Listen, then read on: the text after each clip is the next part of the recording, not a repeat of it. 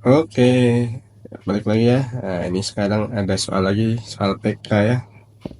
Ini jadi saya juga dapat dari Twitter. Nggak tahu kenapa kok dari Twitter bisa banyak banget kesebar seperti ini ya.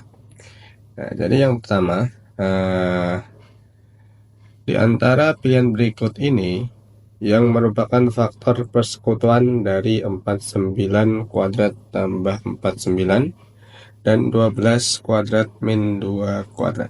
Oke. Seperti yang kita ketahui, kita fokus di sini 49 kuadrat per 49 bisa kita keluarkan 49-nya. Jadi 49 tambah 1. Sedang yang 12 kuadrat min 2 kuadrat itu bisa kita pecah jadi 12 plus 2 kali 12 min 2. Ini menggunakan sifat A plus B, A min B, yaitu jadi A kuadrat min B kuadrat. Di sini berarti menjadi nanti 49 kali 50. Sedangkan di sini adalah 14 kali 10. Bisa kita jabarkan lagi nanti menjadi 7 kali 7. Ini bisa menjadi 2 kali 5 kali 5. Atau kita jabarkan 2 kali 7, 2 kali 5. Nah, dari sini bisa kita simpulkan faktor persekutuannya. Nah, yang pertama 10. Di sini 10 ada ya. 2 kali 5. Ini juga 2 kali. Ini 2 kali ya guys ya. Ini saya hapus dulu. Takutnya dikira 25. Saya rapikan jadi 2 kali 5. Nah, ini juga kita bisa peroleh hasil 10 dari ini ya, dari 2 kali 5 ini. Oke, sehingga untuk nomor 1 benar. Lanjut yang kedua yaitu 14. 14 itu bisa diperoleh dari 7 kali 2. Ini juga 7 kali 2 ya, sehingga juga 2 benar. Kalau tadi 1 benar, pasti 3 benar juga. 4 yaitu 50. 50 di sini bisa diperoleh ya. Tadi 50 adalah 2 kali 5 kali 5. 50, sedangkan di sini 50 itu tidak bisa kita peroleh. Sehingga jawabannya yang A ya.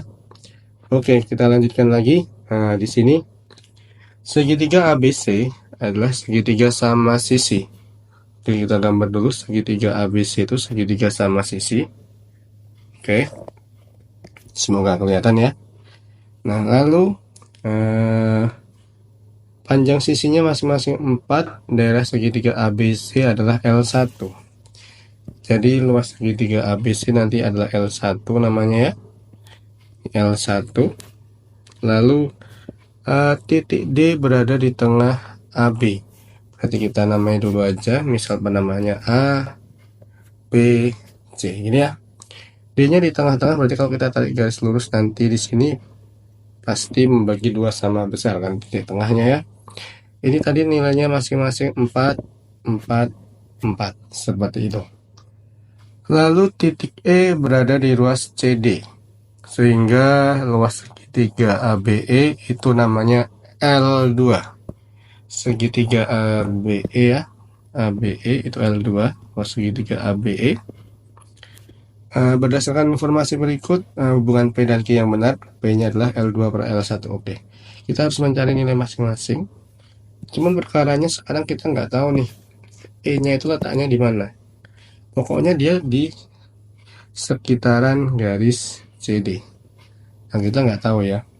Bisa di sini, bisa di sini, bisa di sini, bisa di sini, atau di sini. Cuman kita hitung dulu aja yang luas ABC, ABC yang besar. Jadi luas segitiga ABC nanti karena dia sama sisi kita bisa menggunakan, nah kita hitung di sini ya. Bisa menggunakan rumus setengah sisi kuadrat kali akar 3.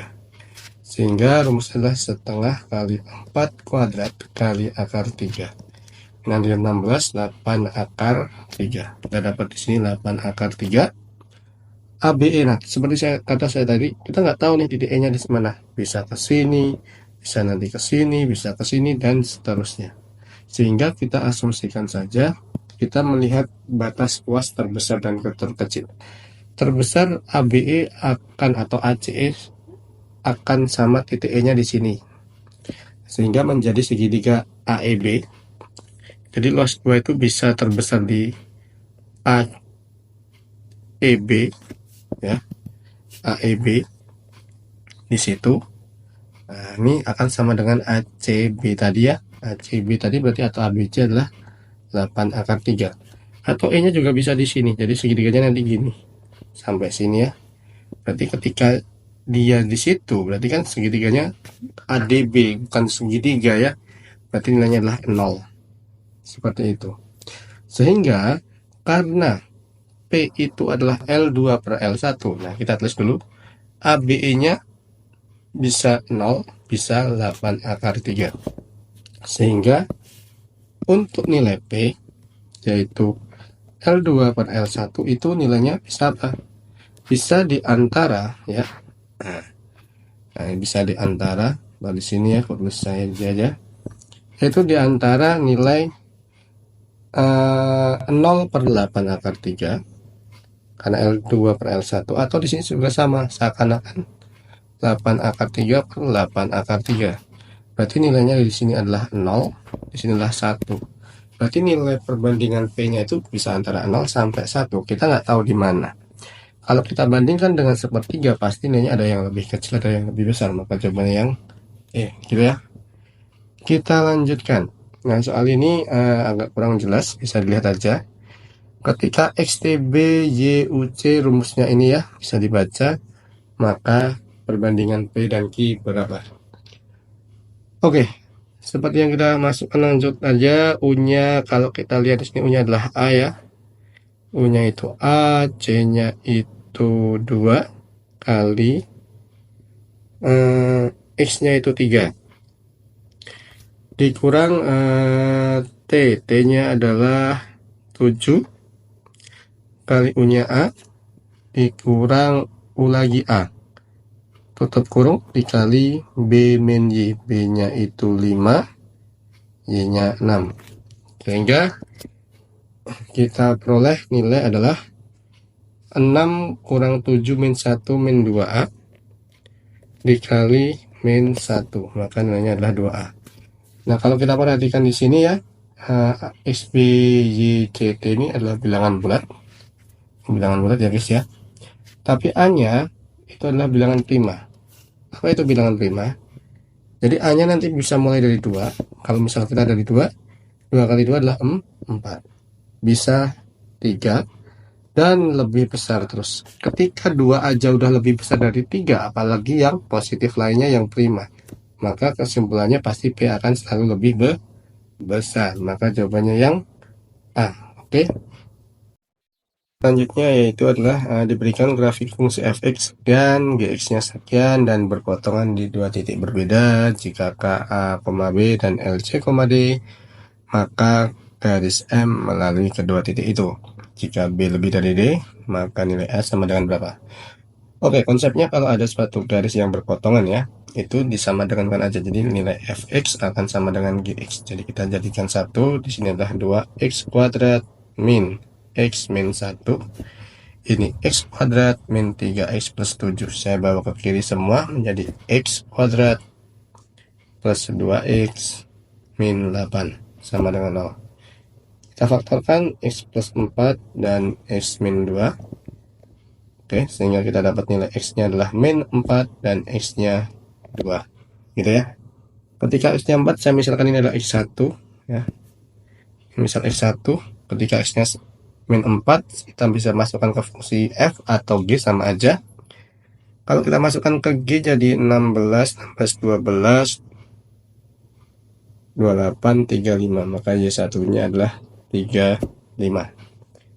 Ketika ini misal kita menambahkan x2, kalau kita misalkan masuk ke G jadi 4 kurang 6 min 2 tambah 7 berarti 5.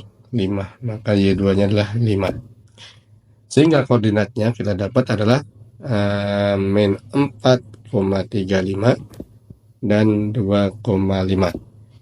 Karena B lebih dari D, sehingga bisa kita simpulkan bahwasanya B itu lebih dari D, berarti ini B ya, ini D, sehingga secara tidak langsung ini A, ini C.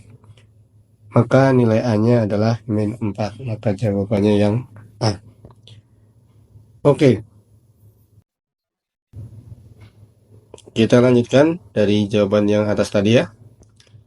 Dengan soal yang sama, bicaranya sama, yang ditanyakan adalah gradien garis M.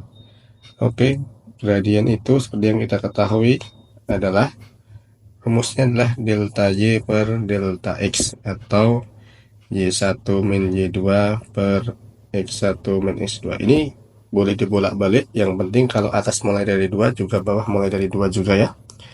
Oke, tadi kita dapat nilai-nilainya ini, berarti kalau kita masukkan menjadi Y1-nya 35 dikurang 5 dibagi min 4 dikurang 2, berarti 30 dibagi min 6 adalah min 5, sehingga jawabannya yang ini. Kita lanjutkan yang selanjutnya. Dengan nilai-nilai yang sudah didapatkan tadi, yang diminta adalah garis Y-nya itu tegak lurus dengan garis M dan melalui titik 1,1. Berapa P tambah Q? Garis ini berbunyi Y sama dengan PX plus Q, maka gradiennya adalah P.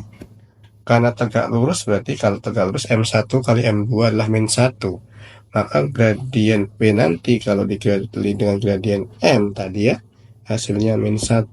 Maka P kalau dikali dengan M-nya tadi, gradiennya kalau tidak salah itu min 5. Berarti min 5 ya. Oke, sama dengan min 1. Maka P-nya 1/5. Itu ya. Oke.